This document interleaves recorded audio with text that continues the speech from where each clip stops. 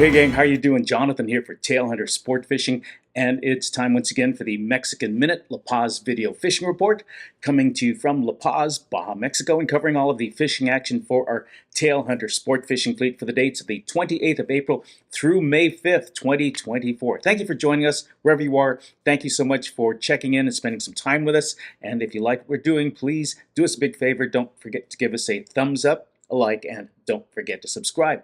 Okay, let's talk about what's been going on. It's been an eventful couple of weeks, or a week I should say, since our last report. A lot of things have changed. It's definitely getting warmer. We're moving into that prime time, I guess you should say. It's really the start of the season, and things just seem to be getting better. We had some up and down erratic weather, up and down erratic fishing, and not to say that we're past that, but I gotta say things have definitely improved, at least since our last report. I'll tell you what, we caught so many species this week. I'm going to tell you, we probably had maybe almost 24 species hooked. Can you believe that?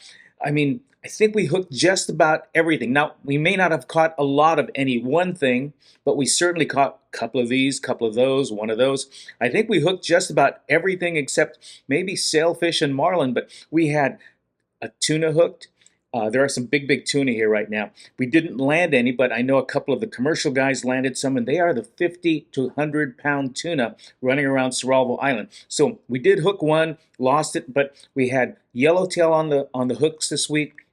We had dorado. We had several different kinds of pargo, some big pargo liso, barred pargo, dogtooth snapper, amberjack, yellowtail, cabria, grouper, roosterfish, Sierra. I'm trying to think of all of the different types of fish we caught. Pompano, trevally, just about everything. Take a look at the fishing gallery I have after this. It'll give you a better example. One picture is worth 1,000 of my scrambled words, but take a look. Don't turn me off. Check out the fishing gallery this week. Got maybe the most or the largest fishing gallery I've had so far this season, but that will give you a better idea of what's going on down here. Weather has improved tremendously as well. Night times still a very much on the cooler side. High 50s, low 60s.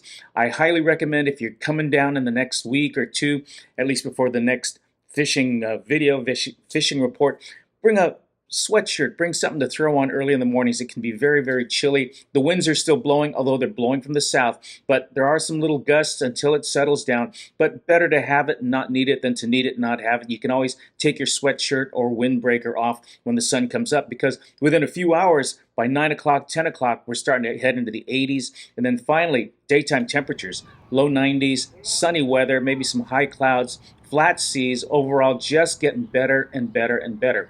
Now, what I'm seeing overall, and we're not quite out of it, but we're still in that transition time. The reason we're catching so many different species is because we've still got parts of cold water here, and we've got warm water moving in. So the cold water fish are holding in there. That'd be like the amberjack, the yellowtail, the pompano, the trevally, some of the pargo and cabria. Hold off in those colder waters, or at least in the rocky areas.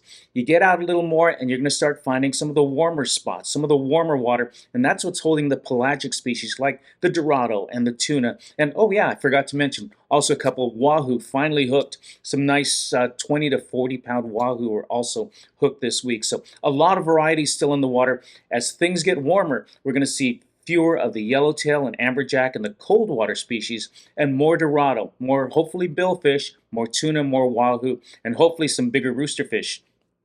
Getting a lot of questions, and I know a lot of you are coming down to try to catch roosterfish, and I'll tell you, the roosterfish are definitely here. If you want to spend time and spend the whole day on light tackle catching the 5 to 10 pounders, they're in close. They're all over in many places on the beach, along the rocky shores and around the islands. They're there. They'll eat pretty much anything you throw in the water. And we've got a lot of sardines right now, and that's what's working very well on them. But the larger roosterfish, we've hooked a couple, haven't been able to land them yet, but hopefully within the next couple of weeks, some of those big bruiser 50, 60, 100 pound roosterfish will be showing up. But there's definitely roosterfish in the water, and if you're coming down, I have a feeling you're going to be able to catch a couple of those. So a quick wrap up on what's going on. Today just happens to be Cinco de Mayo right now, so wherever you are, hope you're doing well. I really appreciate you checking in, and again, do us a big favor. If you like what we've been doing for the last 30 years or so, give us a thumbs up, a like, and don't forget to subscribe. God bless. I'm Jonathan for the Mexican Minute, and we'll catch you next week.